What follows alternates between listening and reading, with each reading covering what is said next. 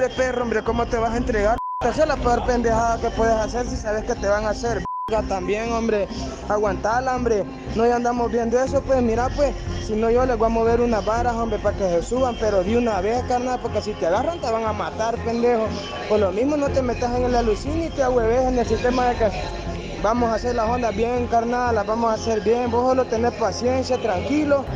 Por el momento, hombre, si ya tenés el rampla, ahorita estamos viendo para que te vayan a traer. Mira, pues si es posible de que le demos el cohete al compadre, pero te traes el cohete, no hay pedo.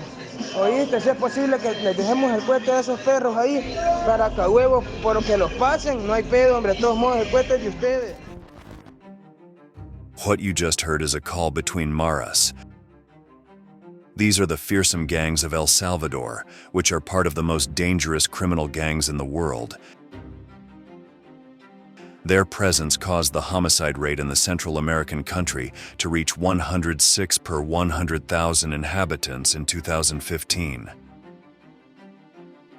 However, in 2023, the number of murders dropped to the incredible figure of 2.4 per 100,000. But how did this happen? The heavy-handed regime against crime applied by the Nayib Bukele government has completely changed the reality of organized crime in El Salvador.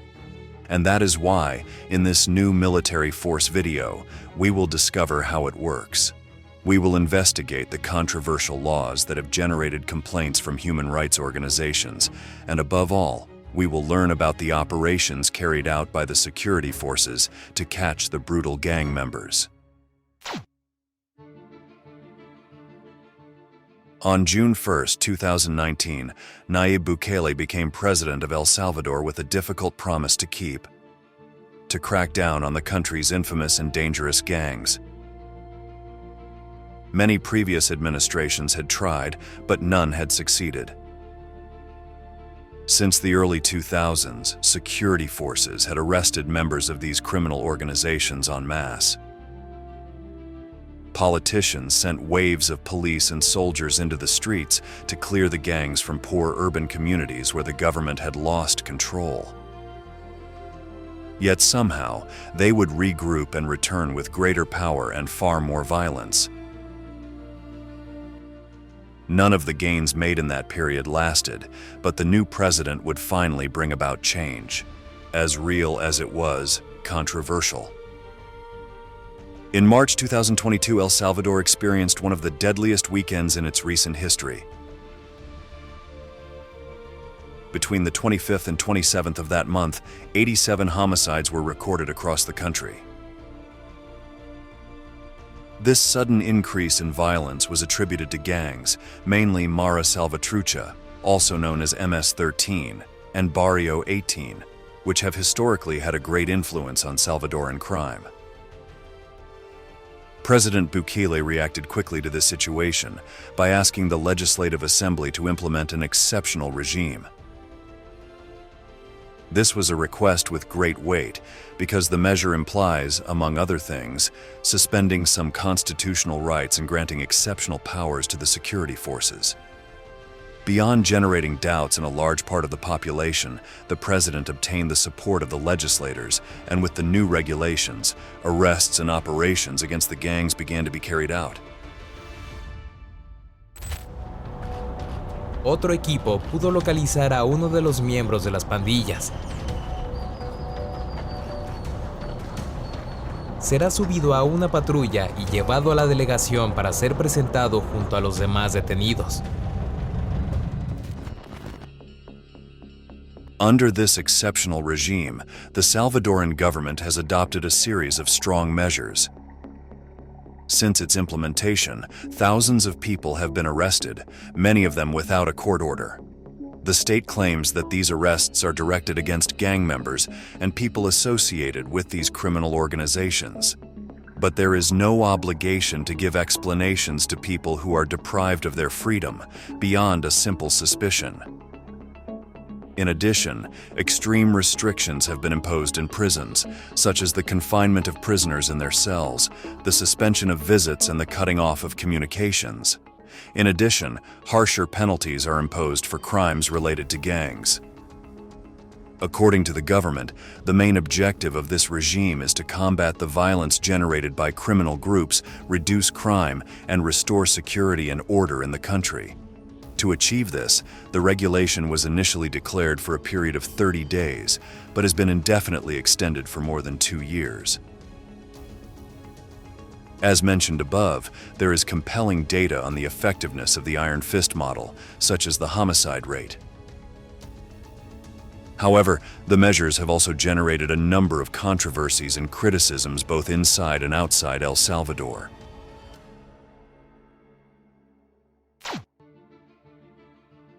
National and international human rights organizations have denounced abuses committed by security forces, including arbitrary arrests, illegal detentions, torture, and ill treatment of detainees. In addition, they have reported cases where people without gang ties have been arrested. Furthermore, many of those arrested have not had adequate access to legal defense. Some were even held in preventive detention for prolonged periods without trial, which goes against international human rights standards. Likewise, critics of the Bukele government argue that the regime of exception has been used as a tool to consolidate power and silence political opponents. The state is accused of using the fight against gangs as a justification for repression and the limitation of civil liberties.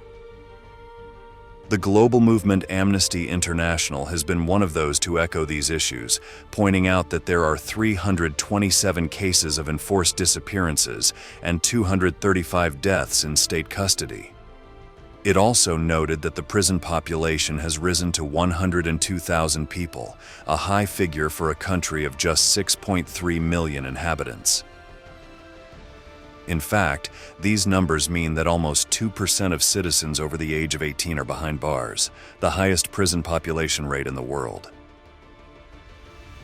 En algunos de ellos se puede observar los tatuajes de la pandilla a la que pertenecen.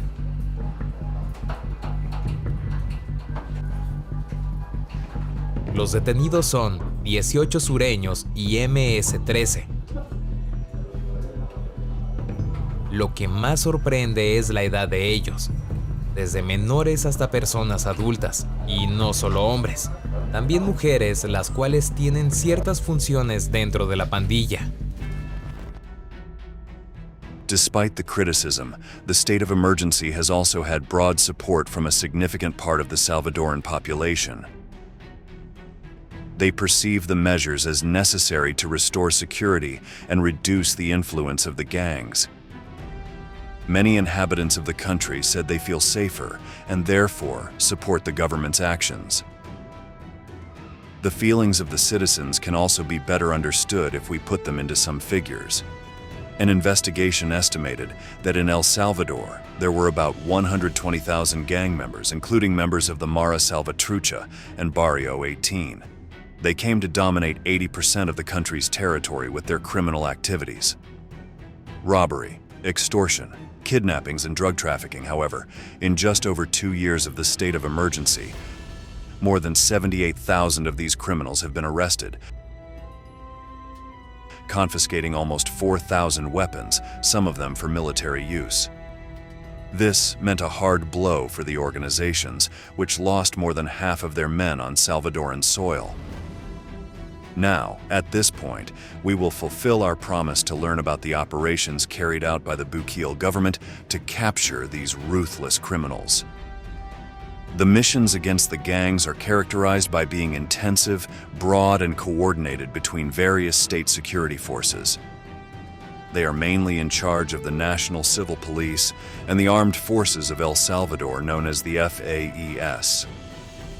Unos oficiales llegan a las casas o a los lugares donde están viviendo las personas y previamente piden que se identifiquen, que les enseñen los documentos, que vean que no tienen a alguna persona que sea miembro de alguna pandilla. Este operativo es muy grande, es muy fuerte. De hecho, estamos escuchando algunos cohetes, son cohetes, no son detonaciones. Pero los cohetes inclusive podría ser algún tipo de anuncio o de mensaje que pueda hacer entre las pandillas de decir, aquí hay un operativo. This type of strategy seeks to maximize response capacity and territorial coverage, using the largest number of police and military personnel available. An example of this was the security cordon that was set up in the Central Department of Cabañas in August 2023. As part of a new offensive in the war against gangs, the government deployed 7,000 soldiers and 1,000 police officers around the entire territory. This action was in response to reports of an increase in criminals in the area during the previous weeks. Thus, the large-scale incursion was carried out with the aim of cutting off all the gang's supply lines and preventing the escape of members who wanted to escape. Although no figures were given on the number of people who were arrested with this operation, the government assured that it was another successful mission against insecurity. With the same dynamic, Bukele has proposed cleaning up each region of the country where the presence of these criminal organizations is distinguished, and another case was that of the municipality of San Martin.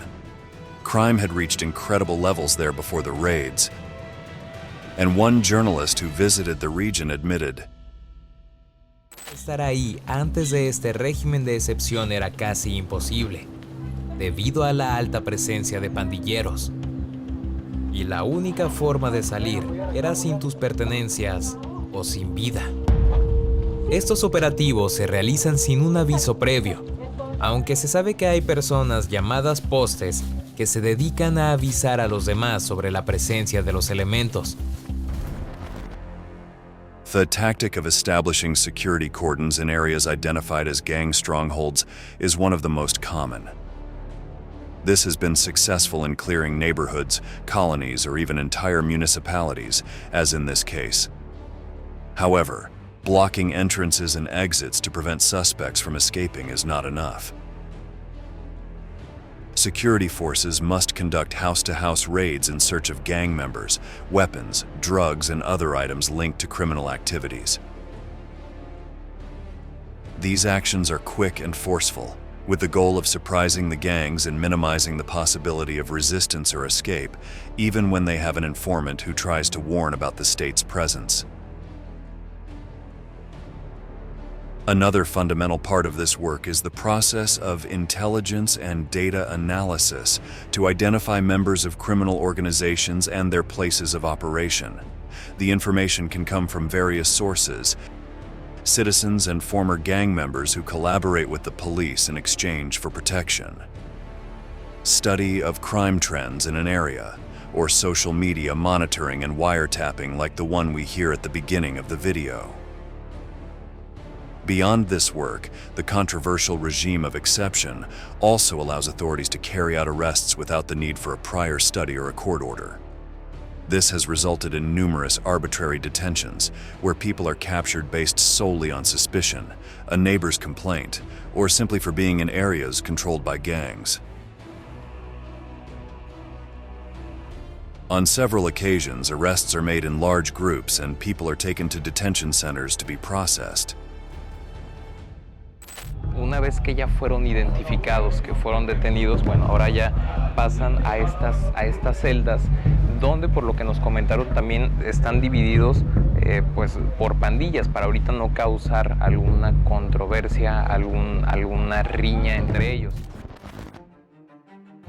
Groups of prisoners like this are also the result of two other aspects of the work of the state security authorities. The first has to do with high-impact operations. These are missions carried out by members of special units of the police and the armed forces, and which are aimed at leaders or important members of the gangs. These are another type of raids which involve greater risks and require great precision. They are often carried out during the early hours of the morning to take advantage of the element of surprise in their favor. And finally, the other aspect is the technology at the commandos' disposal. The government has used advanced tools, such as drones and aerial surveillance, to monitor areas controlled by the gangs and better coordinate operations. These devices allow for a panoramic view of the areas of operation and to detect suspicious movements from the air. The last key to successful work. Los militares cuentan con drones altamente equipados los cuales les permitan observar desde el aire cualquier movimiento e intento de escape. Estos drones tienen cámaras térmicas, luces potentes y un altavoz que permite dar indicaciones. Complementado con el equipo en tierra, es casi imposible que su objetivo se fugue. All of these factors have proven effective as tens of thousands of criminals have ended up behind bars. Brutal gang members who were used to facing down the authorities now fear a regime that turns a deaf ear to the demands of human rights organizations. That is why violent shootouts have become rare. On the contrary, the Maras that were once the hunters have become the prey, and all they are looking for is a way to hide. Their ability to do this comes from a combination of knowledge of the terrain, community support, and cover-up tactics developed over years of criminal activity. Historically, they have taken refuge in neighborhoods and colonies that they control or where they have a strong presence. In these areas, gang members often have the support of some residents who can act as lookouts or informants, alerting them to the presence of security forces.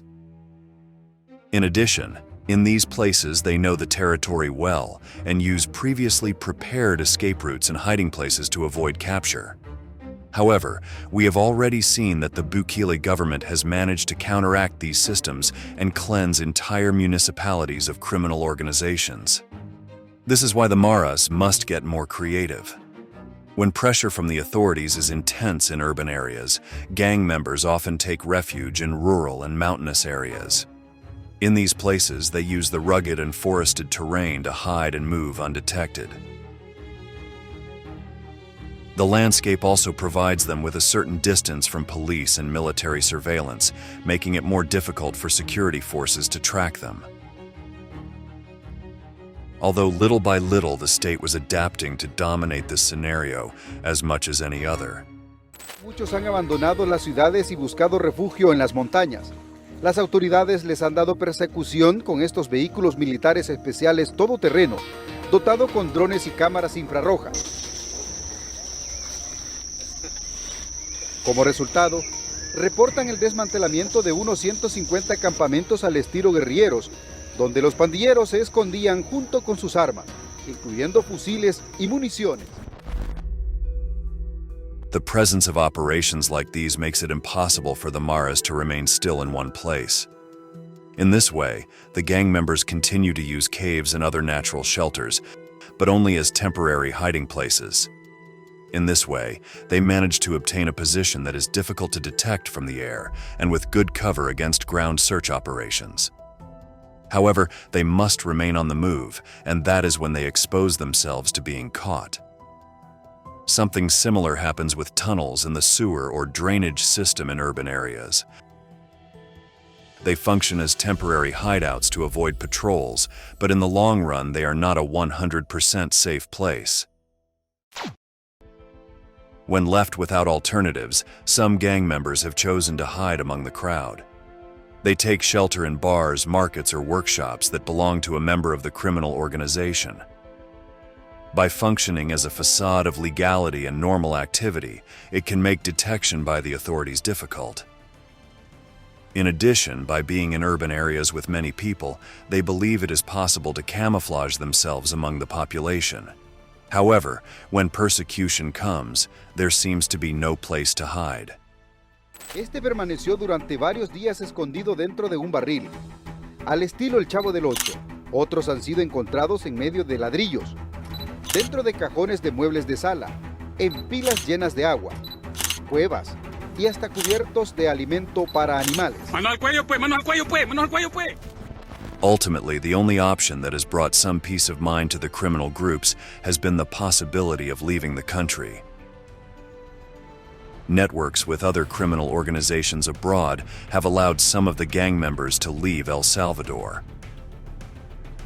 Once they have managed to cross the border, the only thing left is the fear of being caught as an illegal and being extradited to their country of origin, where the reception will be brutal.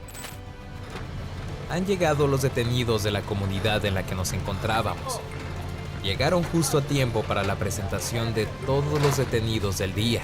En este lugar de la delegación es donde se toman las imágenes oficiales que serán subidas a las redes sociales para mostrarle al país y al mundo que esto no es un juego. As we come to the end, we must point out that the influence of the state of exception in El Salvador has been enormous. Crime has dropped in an unimaginable way, and the government of President Nayib Bukele celebrates the success of its iron-fisted management. However, there is also concern about the long-term impact on democracy and the rule of law in the country. Critics argue that the measure sets a dangerous precedent and may lead to a more authoritarian government that is less respectful of human rights. In short, the effectiveness in reducing levels of violence and crime does not make the regime exempt from controversy. Now, the time has come to say goodbye. Thank you very much for having accompanied us to the end. We hope to see you again in the next military force video.